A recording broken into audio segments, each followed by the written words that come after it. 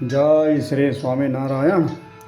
આજના સત્સંગમાં કહેવાતા એક સર્વોપરીના ઉપાસક જોડિયા સાધુએ એક હરિભક્તને એવો પ્રશ્ન પૂછ્યો, શું શિક્ષાપત્રીમાં સ્વામિનારાયણ નામ આવે છે? તો આજે આ વાતનો આપણે સત્સંગ કરવાનો છે. કહેવાતા એક હરિભક્તોનો હમણાં ફોન આવ્યો, કીધું કે એક ધૂળિયા જે જાડા લુગડાવાળા સાધુ છે એમ ઉપાસના સર્વોપરી ફેલવે છે કે શ્રીજી મહારાજ આ ધરા ઉપર પહેલી વાર પધાર્યા. વૈરાજ નારાયણના 50 વર્ષ થયા ત્યારે પહેલીવાર આ બ્રહ્માંડમાં ભગવાન શ્રી સ્વામિનારાયણના પગલાં અહીં પડ્યા એમ કે. એટલે કે શ્રીજી મહારાજ આ બ્રહ્માંડમાં પહેલીવાર પધાર્યા એ સર્વોપરી છે, સર્વ અવતારના અવતારી છે, સર્વ કારણના કારણ છે, સર્વ ધામના ધામી છે. આવી રીતે જે સર્વોપરીની ડીંગ હાંકનાર ખરેખર જે શિક્ષાપત્રી સ્વયં ભગવાન સ્વામિનારાયણ લખી છે, તો એની ઉપર આ લોકો જે આડકતરી રીતે જે પ્રશ્નાર્થ ચિહ્નો ઊભા કરી અને નવા મોક્ષોને જે ગૂંચવવાના પ્રયાસ કરી રહ્યા છે, તો તેમના આનંદને માટે બરાબર એમનું એક દિગ્દર્શન આપણે જોઈએ. શિક્ષાપત્રીની અંદર ભગવાન સ્વામિનારાયણે સ્વહસ્તે લખેલી તો દરેકને ખબર છે, પણ અમુક કહેવાતા આસુરી તત્વો એમ કહે છે કે શિક્ષાપત્રી ભગવાને લખી નથી, કે સતાનંદ સ્વામી પાસે લખાવી. તો લીખામી સહજાનંદ સ્વામી એમ કરીને આખું જે શિક્ષાપત્રીમાં છે શ્લોક, સત્સંગી જીવન 4થું પ્રકરણ બરાબર 43 વાંચજો કે શ્રીજી મહારાજ સ્વયં જાતે શિક્ષાપત્રી લખે છે. એ શિક્ષાપત્રી કોઈની પાસે ભગવાને લખાવી નથી. તો આ શિક્ષાપત્રીની અંદર શ્રીજી મહારાજ વડતાલની અંદર રહી અને વસંત પંચમીના દિવસે શિક્ષાપત્રીનો શુભ પ્રારંભ કરે છે. તો સંસ્કૃતની અંદર શ્રી કૃષ્ણ નામ 37 વાર આવે છે અને ગુજરાતીની અંદર નિત્યાનંદ સ્વામી જે એનો અનુવાદ કરે છે તો 67 વાર શ્રી કૃષ્ણ નામ આવે છે. એટલે કે શ્રી કૃષ્ણ નામથી આખી શિક્ષાપત્રી ભરાઈ ગઈ છે બરાબર. અને મુખ્ય કહેવાતા જે બધા શ્લોકો છે, મુખ્ય ભક્તિના, ઉપાસનાના કે મુક્તિના શ્લોકો, તેની અંદર શ્રી કૃષ્ણ નામ આ ભગવાન સ્વામિનારાયણ સ્વયં જાતે એનો નિર્ધાર કરેલો છે. મુખ્ય પ્રશ્ન આ સાધુ મહાત્માનો એવો છે કે સ્વામિનારાયણ નામ શિક્ષાપત્રીમાં આવે છે, તો અમે પૂછીએ કે ભાઈ શિક્ષાપત્રીની અંદર નથી આવતું એમ તમે કઈ હિસાબે કહો છો? શિક્ષાપત્રી ઉપર ભગવાન સ્વામિનારાયણની આજ્ઞાથી સતાનંદ સ્વામીએ પહેલાં તો અર્થદીપિકા નામની જે ટીકાની રચના કરી. આ ટીકા જોઈને શ્રીજી મહારાજે સ્વયં પોતે કીધું છે. આ વસ્તુ સત્સંગી જીવન 5મા પ્રકરણની અંદર તેની નોંધ લેવામાં આવી છે કે શ્રીજી મહારાજે સ્પષ્ટ રીતે કહ્યું કે મારા હૃદયનો રદગત અભિપ્રાય છે આ શિક્ષાપત્રીની અંદર આવી જાય છે. તો શિક્ષાપત્રી શ્લોક 108 સ શ્રી કૃષ્ણ પરબ્રહ્મ ભગવાન પુરુષોત્તમ ઉપાસ્ય ઇષ્ટદેવ નઃ સર્વાર્વિભાવ કારણ. આ શ્લોકના અનુવાદની અંદર સંસ્કૃતની ટીકાની અંદર સ્પષ્ટ રીતે સતાનંદ સ્વામી એમ કહે છે કે જે અક્ષરથી જે પર જ્યાં શ્રી કૃષ્ણ કહ્યા તે બીજા કોઈ નહીં પણ આ સ્વયં સ્વામિનારાયણ નામથી આ ધરા ઉપર પ્રગટ થયા છે અને સર્વેના આચાર્ય છે બરાબર.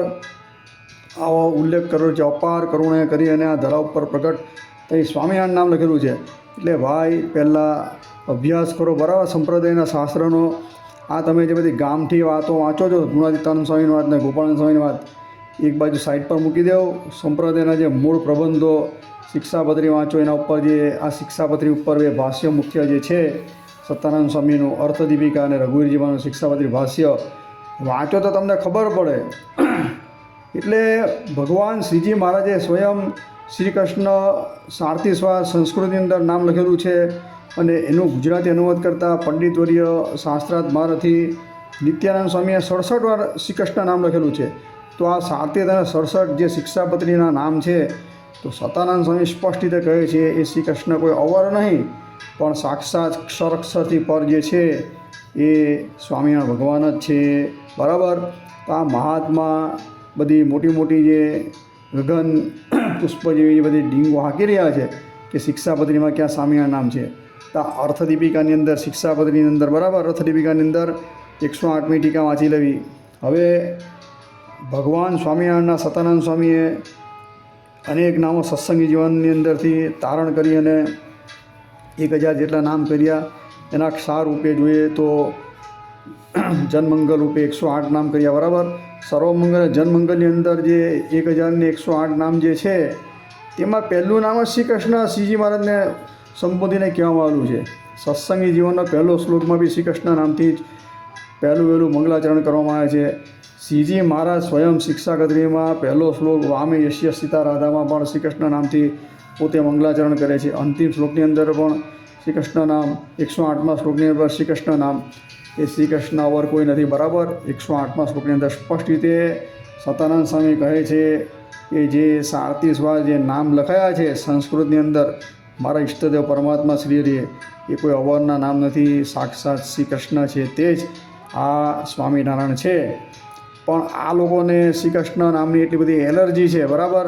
આ બધા જે કૃષ્ણદ્રોહી શિશુપાલ વૃત્તિ ધરાવનાર, આસુરી વૃત્તિ ધરાવનાર જે છે એ ત્યારે જ્યાં ત્યાંથી જે શ્રી કૃષ્ણ ભગવાન કે અર્જુનના હાથે હણાના ન હતા તે જ્યાં ત્યાં બીજાઓથી હણાયેલા, તે અત્યારે વેરવાળા માટે અત્યારે ઉદ્ધવ સંપ્રદાય એટલે કે સ્વામિનારાયણ સંપ્રદાયની અંદર આ કોઈ સાધુ વેશે, તો કોઈ હરિભક્ત, તો કોઈ અનાદર બીજા કોઈ પણ વેશે આવી અને આ સંપ્રદાયની એનું પોતાનું જે વેર છે શ્રી કૃષ્ણ ભગવાન ઉપર તે વેર વાળી રહ્યા છે, બરાબર.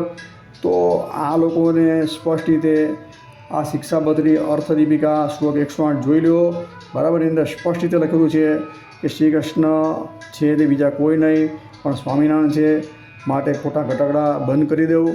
જેને ભગવાન સ્વામિનારાયણને એ લોકો સર્વોપરી સર્વ અવતારી માને છે, એમ કહે છે કે આ બ્રહ્માંડમાં શ્રીજી મહારાજ સૌ પ્રથમવાર પધાર્યા અને સ્વામિનારાયણ નામ પણ કે સૌ પ્રથમવાર કે આ ધરા ઉપર પ્રવર્તાવ્યું. તો એણે સ્વયં જાતે લખેલી શિક્ષાપત્રી, તેના પર પણ આ લોકોને વિશ્વાસ નથી. તો આનાથી મોટો અસુર કયો, બરાબર. ભગવાનનો નિશ્ચય નથી, ખાલી સર્વોપરીની ડીંગ હાકે છે, બરાબર. એટલે શ્રી કૃષ્ણ જે છે તે ખાસ. અને બીજા નંબરની અંદર એ લોકો એમ કહે છે, બરાબર. આપણે પણ એને પ્રશ્ન એક પૂછીએ ને, શ્રીજી મહારાજે શિક્ષાપત્રી શ્લોક 121ની અંદર કહ્યું છે કે ભાઈ ગોલોક ધામની વિશે રહીને શ્રી કૃષ્ણ ભગવાનની સેવા કરવી અમે મુક્તિ માની છે. તો પછી આમાં શું સમજવું? તમે અક્ષરધામની અંદર તમે એમ કહો છો કે ભગવાનની મૂર્તિ સામું જોઈ રહેવું, તો એને તો શ્રીજી મહારાજે કાંઈ પણ માન્યતા આપી જ નથી. આ શિક્ષાપત્રીની અંદર સ્પષ્ટ રીતે શ્રીજી મહારાજ કહે કે ગોલોકધામની અંદર જવાનું છે, ત્યાં બ્રહ્મરૂપે થઈને શ્રી કૃષ્ણ ભગવાનની સેવા કરવી એ જ અમે મુક્તિ માની છે. અને સતાનંદ સ્વામીએ આ શિક્ષાપત્રી 121ની શ્લોકની ટીકાની અંદર સ્પષ્ટ રીતે લખેલું છે કે ગોલોકધામ એટલે કયું, એનું વિસ્તારથી વર્ણન જાણવું હોય તો વાસુદેવ મહાત્મ્ય ગ્રંથ અને બ્રહ્મ વિવૃત પૂર્ણની અંદર આવેલું શ્રી કૃષ્ણ જન્મખંડ, આ બે ગ્રંથ થકી ગોલોકધામનું વર્ણન જાણવું. તો આ બે ગ્રંથની અંદરથી ગોલોકધામનું વર્ણન જાણવાનું સ્પષ્ટ રીતે કહેલું છે. તો આની અંદર જે આપણે કહેવાતા આપણા ભગવાન વેદ વ્યાસ, બરાબર, એના વચન અનુસાર વ્યાસસૂત્રની અંદર વ્યાસસૂત્ર બોલાઈ ગયું. આપણે વાસુદેવ મહાત્મ્યની અંદર સ્પષ્ટ રીતે ગોલોકની મધ્યે એક મંદિર આવેલું છે, અને મંદિરની અંદર ભગવાન શ્રી કૃષ્ણ છે અને તેના જમણા અને ડાબા પડખાની અંદર મા રાધા અને લક્ષ્મી છે, એવું સ્પષ્ટ રીતે વાસુદેવ મહાત્મય 18મો અધ્યાય, બરાબર. શ્લોક નંબર જોઈએ તો 6 ખાસ વાંચી લેવો. તો અક્ષરધામનું જે મૂળ રૂપ છે તેની અંદર રાધા અને લક્ષ્મી છે, અને એની સેવા કરવી તે શ્રીજી મહારાજે મુક્તિ માનેલી, બરાબર, શ્રી કૃષ્ણ ભગવાનની. તો પછી આ ભાઈ અક્ષરધામની વાત જે કરે છે, બરાબર, એમ કહે છે અક્ષરધામમાં તો કોઈ છે જ નહીં, ફક્ત સ્વામિનારાયણ ભગવાન છે. તો ભગવાન વેદવ્યાસ તો કહે છે કે શ્રી કૃષ્ણ ભગવાન છે. ઉપોદ્ઘાતની અંદર પણ લખેલું છે કે નારાયણ છે, વિષ્ણુ છે, બરાબર, એના વાસુદેવ કહે છે. તો પછી સ્વામિનારાયણ નામ તો કાંઈ આવતું જ નથી. વચનામૃત ઉપોદ્ઘાતની અંદર જોઈએ સત્સંગી જીવન 3 પ્રકરણ 41મો અધ્યાય કે ભક્ત ચિંતામણી 159મું પ્રકરણ, બરાબર. તો પછી વાસુદેવ મહાત્મ્યની અંદર પણ એવું નથી લખ્યું કે ભાઈ અક્ષરધામની અંદર સ્વામિનારાયણ ભગવાન રહ્યા છે, બરાબર, શ્રી કૃષ્ણ નામથી જ કીધેલા છે. તો ભાઈ તમે ત્યાં શું કરશો?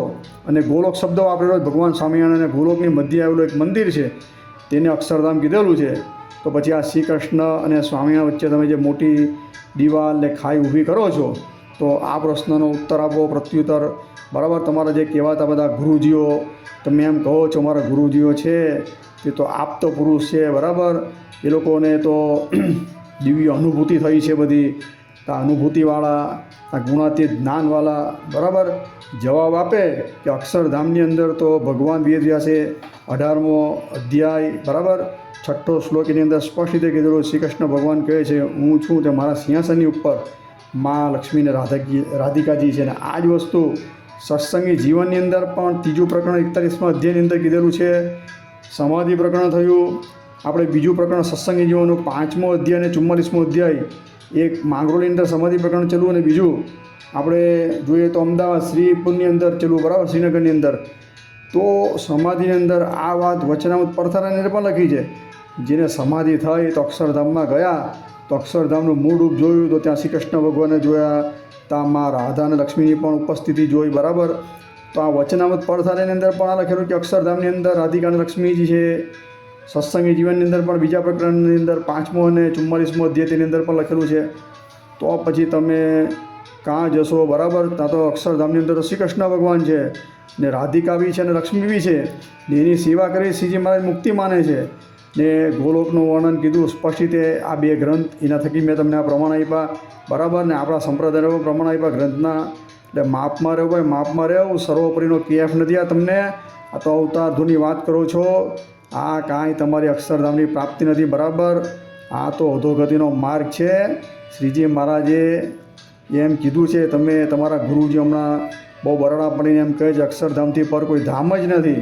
તો આ જ કહેવાતા બ્રહ્મ વૈવર્ત પુરાણની અંદર અમે વાત કરી 121મો શ્લોક જે છે એનું અર્થદીપિકાની અંદર સતાનંદ સ્વામી સ્પષ્ટ રીતે લખે છે શ્રીજી મહારાજનો હૃદયનો રદગત અભિપ્રાય. તેની અંદર તે એમ લખેલું છે કે ભગવાન વેદવ્યાસ છે કે ગોલોકની ઉપર કોઈ ધામ જ નથી આવ્યું હોય કે. તો ભગવાન વેદવ્યાસના જે વચન છે, બરાબર, એની અંદર કોઈને વિશ્વાસ નહીં હોય. આ જે ગોલોકની મધ્ય આવેલો અક્ષરધામ તેની અંદર સિંહાસન ઉપર રાધિકા અને લક્ષ્મીજી છે શ્રી કૃષ્ણ ભગવાન સાથે. તો ભગવાન સ્વામિનારાયણે કીધું કે ગઢડા મધ્યનું છઠ્ઠું વચનામૃત કે મોટા મોટા જે વ્યાસ છે, નારદ છે કે વાલ્મીકી આદિકના વચન પર જેને વિશ્વાસ નથી તે મહાપાપિસ્ત અને નાસ્તિક જાણવો. તો તમે શું પાપિસ્ત અને નાસ્તિક છો? તમને શું ભગવાન વેદવ્યાસના વચન પર વિશ્વાસ છે કે નહીં? વિશ્વાસ હોય તો તમારે સ્પષ્ટ રીતે માનવું પડે, બરાબર. અક્ષરધામની અંદર શ્રી કૃષ્ણ ભગવાન છે અને સિંહાસન ઉપર પણ રાધા અને લક્ષ્મી છે. હવે તમને પ્રવર પ્રમાણ આપ્યા, બધા સત્સંગી જીવનના આપ્યા, વચનામૃત પરથારાના આપ્યા, શિક્ષાપત્રી અર્થદીપિકાના આપ્યા, ભગવાન વેદવ્યાસના પ્રમાણ આપ્યા, વાસુદેવ મહાત્મ્યના. એટલે માપમાં રહેવું, બરાબર. ખોટા તમને તર્ક વિતર્ક કરતાં આવડે છે તો બીજાને પણ આવડે છે, બરાબર.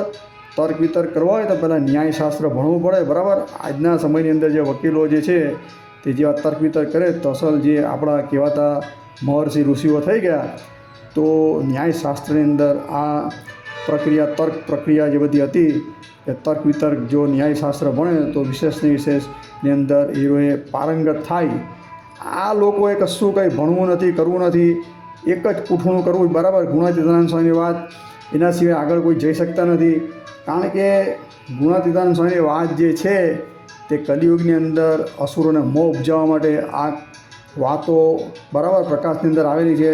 જેટલા અસુરી વૃત્તિવાળા છે ત્યાં ગોપાળાનંદ સ્વામીની વાત અને ગુણાતીતાનંદ સ્વામીની વાત એની અંદર મોહિત થઈ અને ભગવાનના અવતારના પારાવાર ખંડન કરી રહ્યા છે. ભગવાનના કહેવાતા શાશ્વત જે ધામો તેના ખંડન કરી રહ્યા છે. ભગવાનના ભક્તોનો દ્રોહ કરી રહ્યા છે.